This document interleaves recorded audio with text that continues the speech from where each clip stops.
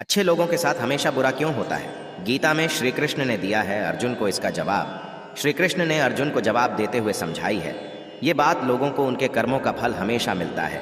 गीता सार। आपने महसूस किया होगा कि जो लोग अच्छे कर्म करते हैं वो परेशान रहते हैं, वहीं जो बुरे कर्म करते हैं वो खुशी से रह रहे होते हैं। अच्छे कर्म करने वाले परेशान होते हैं कि आखिर उन्हें इतनी परीक्षा क्यों देनी पड़ रही है, जबकि जो अधर्म की राह में हैं वो खुश हैं और जिंदगी का लुत्फ उठा रहे हैं। अगर आपके मन में भी ये सवाल आया है तो आज हम आपको इसका जवाब देंगे। ये जवाब वो है जो भगवत गीता में लिखा है और श्री कृष्ण ने अर्जुन को दिया था। भगवत गीता में वर्णित कथा के अनुसार जब भी अर्जुन के मन में कोई दुविधा होती थी तो वो श्री कृष्ण के पास पहुंच जाते थे। एक बार की बात है, अर्जुन ने भगवान श्री कृष्ण के समीप आकर कहा कि वो दुविधा में है और इसका जवाब वो श्री कृष्ण से चाहते हैं।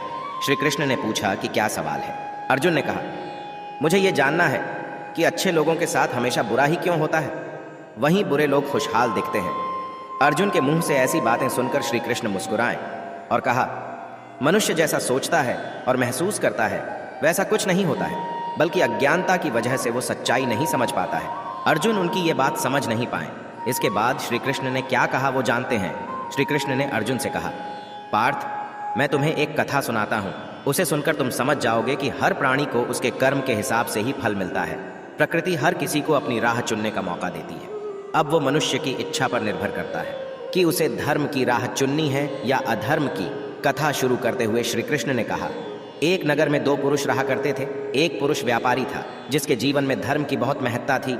वो पूजा पाठ में यकीन रखता था। वो हर रोज मंदिर जाता था और दान धर्म भी करता था और हर रोज भगवान की पूजा करता था। वहीं दूसरा पुरुष बिल्कुल विपरीत था। वो हर रोज मंदिर तो जाता था लेकिन पूजा करने नहीं, बल्कि मंदिर के बाहर से जूते चप्पल चुराने। उसे दान और धर्म से कोई लेना देना नहीं था। समय बीतता गया और एक दिन बहुत जोर की बारिश हो रही थी। इस वजह से मंदिर में पुजारी के अलावा कोई नहीं था। ये बात जब दूसरे पुरुष को पता चली तो उसने कहा कि ये सही मौका है मंदिर का धन चुराने का।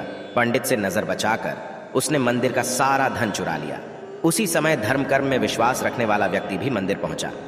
दुर्भाग्य से मंदिर के पुजारी ने उसे ही चोर समझ लिया और चिल्लाने लगे। वहां लोग एकत्र हो गए और उसे बहुत मारा। किसी तरह वो बचते बचाते वहां से निकला तो दुर्भाग्य ने उसका साथ वहां भी नहीं छोड़ा। मंदिर के बाहर वो एक गाड़ी से टकरा गया और घायल हो गया। फिर वो व्यापारी लंगड़ाते हुए घर जाने लगा तो रास्ते में उसकी मुलाकात उस पुरुष से हुई जिसने मंदिर से धन चुराया था। उसने कहा, आज तो मेरी किस्मत चमक गई, एक साथ इतना सारा धन मिल गया। ये सब देखकर उसे बहुत बुरा लगा और उसने अपने घर से भगवान की सारी तस्वीरें निकाल दी। कुछ सालों बाद दोनों पुरुषों की मृत्यु हो गई। मरने के बाद जब दोनों यमराज की सभा में पहुंचे और भले पुरुष ने दूसरे व्यक्ति को देखा तो उसे बहुत गुस्सा आया। उसने क्रोधित होकर यमराज से पूछ ही लिया, मैं तो हमेशा अच्छे कर्म करता था, दान में विश्वास रखता था, उसके बदले जीवन भर मुझे अपमान और दर्द ही मिला और इस व्यक्ति को नोटों से भरी पोटली, आखिर ऐसा भेदभाव क्यों?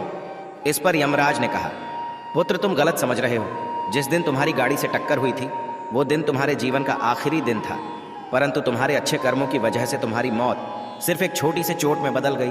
तुम इस दुष्ट व्यक्ति के बारे में जानना चाहते हो। दरअसल इसके भाग्य में राजयोग था, मगर इसके कुकर्मों और अधर्म की वजह से वो सिर्फ एक छोटी सी धन की पोटली में बदल गया।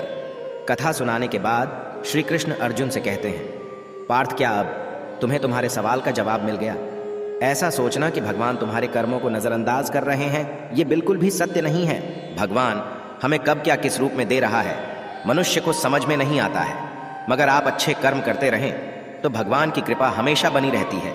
इसलिए अपने अच्छे कर्मों को बदलना नहीं चाहिए, क्योंकि उसका फल हमें इसी जीवन में मिलता है। इसलिए मनुष्य का फर्ज है कि वो हमेशा अच्छे कर्म करते रहें, क्योंकि श्री कृष्ण ने गीता में भी बताया है कि किसी के द्वारा किया गया कर्म बेकार नहीं जाता है, चाहे वो अच्छा हो या बुरा।